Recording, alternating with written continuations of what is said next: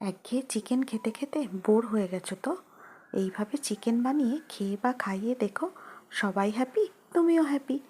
প্রথমে চিকেনটাকে খুব ভালো করে পরিষ্কার করে ধুয়ে টক দই আর গোলমরিচ আর নুন মাখিয়ে আধ ঘন্টার জন্য ম্যারিনেশনে রেখে দাও। 3 রকম এবার মশলা তৈরি করে নাও। 1 হচ্ছে পেঁয়াজ, রসুন, আদা, কাঁচা লঙ্কার পেস্ট। 2 হচ্ছে কাজু, কিশমিশ আর 4 মগজের পেস্ট। 3 হচ্ছে একটা ভাজা মশলা, যার মধ্যে থাকবে জিরে, ধনে আর শুকনো লঙ্কা, আর হচ্ছে গোটা গরম মশলা আর মৌরি। মনে থাকবে তো? সব আমি লিখে দিচ্ছি স্ক্রিনে। তারপর সেটাকে খুব সুন্দর করে গুঁড়িয়ে নাও। তারপর চিকেনটাকে তেলের ওপর দিয়ে খুব সুন্দর করে কষিয়ে নাও 10 মিনিট। তারপর একে একে সব মশলা দিয়ে দাও। প্রথমে দাও আদা রসুনের পেস্ট, তারপরে দাও 4 মগজের পেস্ট, তারপর বেশ খানিকক্ষণ ঢাকা চাপা দিয়ে দাও 10 মিনিট মতো। ঢাকা খুলে চারিদিকে ছড়িয়ে দাও ভাজা মশলার পেস্টটা।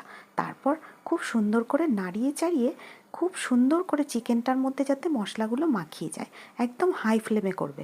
তারপর ফ্লেমটা লো করে 10 মিনিটের জন্য ঢাকা চাপা দিয়ে দাও। তারপর খুলে দেখো ম্যাজিক। এইভাবে বানিয়ে খেয়ে একবার আমাকে অন্তত জানিও কেমন লাগলো। আর ভিডিওটা দেখার জন্য তোমাদের সকলকে ধন্যবাদ।